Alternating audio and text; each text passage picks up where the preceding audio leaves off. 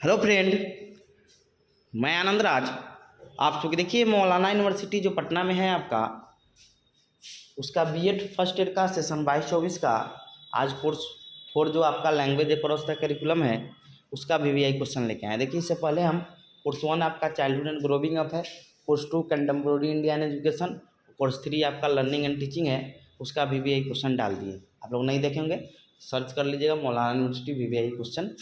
Course 1 लिखिएगा, course 2, course 3, नाम भी लिख सकते हैं पेपर का तो आ जाएगा, आनंद राज लिखिएगा। तो चलिए हम लोग अब आते हैं, अब देखते हैं कोर्स 4 का। देखिए आपको सभी पेपर का नोट्स चाहिए कोर्स 1 से लेकर कोर्स 7A मेथड तक।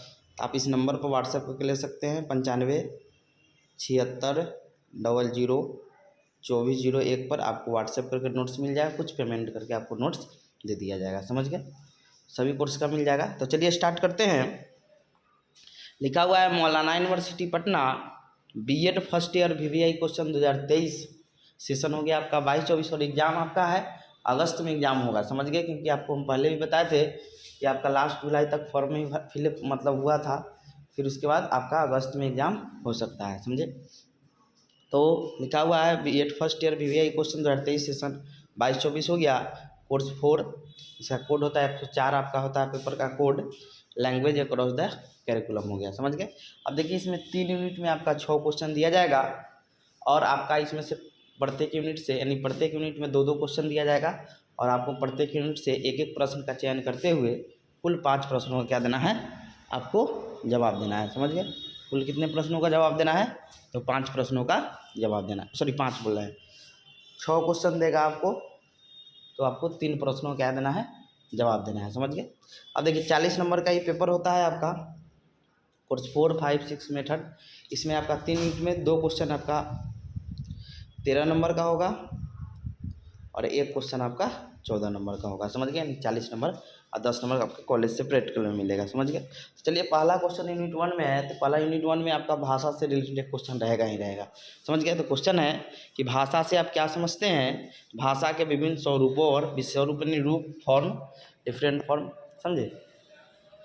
तो जैसे अंतर्राष्ट्रीय भाषा हो गया, ग्रामीण क्षेत्रीय भाषा हो गया, मातृभाषा हो गया, समझे ये सब? तो भाषा से आप क्या समझते हैं? भाषा के विभिन्न स्वरूपों और विशेषताओं का वर्णन करें, यानी what do we mean by language, explain in detail various forms and properties of language, यानी लैंग्वेज का गुण बताना है और उसका विभिन्न स्वरूप यानी रूप बताना है, कौन कौन, जैसे राजभाषा होता है, क्षेत्रीय भाषा होता है, आपका प्रादेशिक भाषा होता है, अंतर्राष्ट्रीय भाषा होता है, मूल भाषा जैसे संस्कृत मूल भाषा माना जाता है भारत। तो ये सब क्या है, आपका भाषा का रूप है, समझ गए?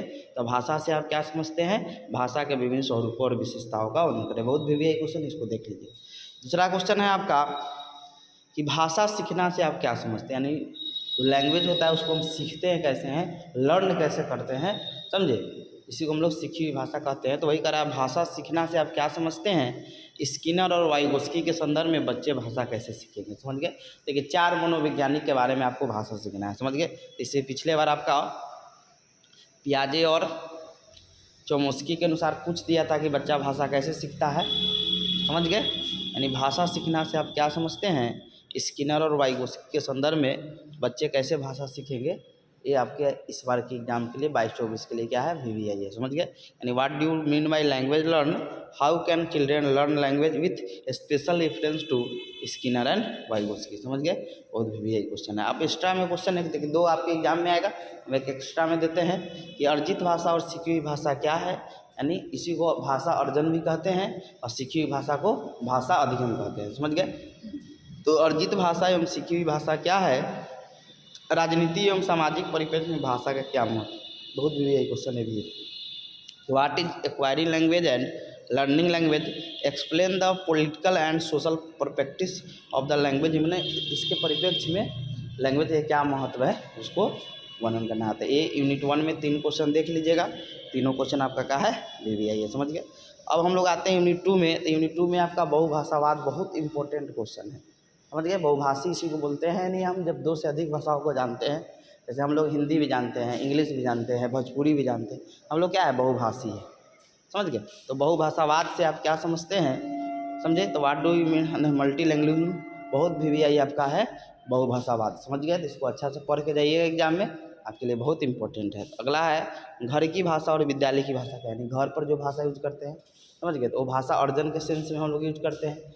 अनौपचारिक माध्यम होता है, स्कूल में जो भाषा यूज करते हैं वो कहता है सीखी हुई भाषा होता है, और इसका एक औपचारिक महत्व होता है, समझ गए। तो घर की भाषा एवं विद्यालय की भाषा क्या है इसको बताना है, यानी what is home language and social language को बताना है क्या है।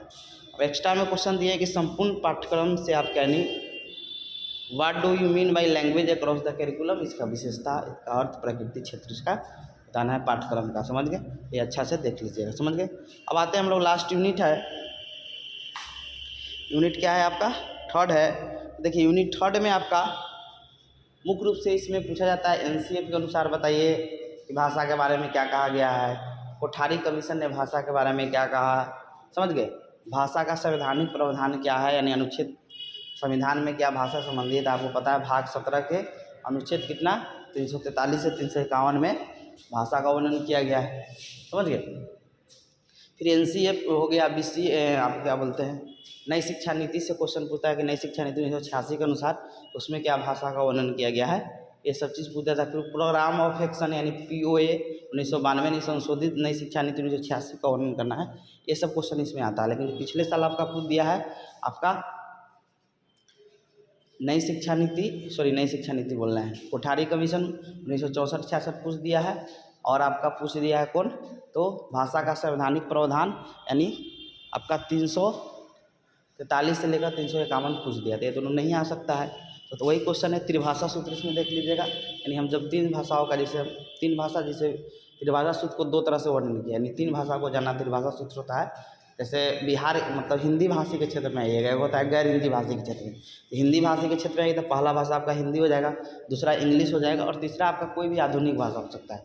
वो आपका मतलब कोई भी आधुनिक बोले कोई भी भाषा हो सकता है, वो आप संस्कृत पढ़िए, उर्दू पढ़िए, समझे। और गैर हिंदी भाषी के लिए उसका क्षेत्रीय भाषा हो गया, जैसे तमिलनाडु तमिल हो गया, फिर हिंदी हो गया, इंग्लिश हो गया। तो तीन भाषाओं को सीखना त्रिभाषा सूत्र के अंतर्गत आता है, समझ गए। तो ये त्रिभाषा सूत्र देख लीजिएगा। छठा है कि निम्न पर संक्षिप्त टिप्पणी लिखे नई शिक्षा नीति 1986 यानी NPA नेशनल एजुकेशन पॉलिसी, समझे। उसके बाद NCF यानी नेशनल करिकुलम फ्रेमवर्क 2005। उसके बाद है आपका PO प्रोग्राम ऑफ एक्शन 1992। और एक्स्ट्रा में क्वेश्चन दिए हैं कि कक्षा अधिगम में भाषा के कार्यों पर प्रकाश डालिए, यानी हम भाषा कैसे कार्य करते हैं, संप्रेषण के रूप में कार्य करते हैं या किस रूप में कार्य करते हैं। एक हम लोग करते हैं भाषा के सीखने के रूप में, समझे, भाषा के रूप में, और एक भाषा के संप्रेषण के रूप में कार्य करते हैं भाषा का, समझ गए। ये दो चीज़ हो गया आपका, समझे, खत्म हो गया। इतना क्वेश्चन देख लीजिएगा, आपका इसी में से आएगा। और नोट्स लेना होगा तो 95 76 00 2401 पर आपका सभी नोट्स मिल जाएगा, कोर्स 1 से लेकर कोर्स 7 तक। कुछ पेमेंट कर, कम ही पेमेंट करके आपको नोट्स मिल जाएगा, समझे। थैंक्स।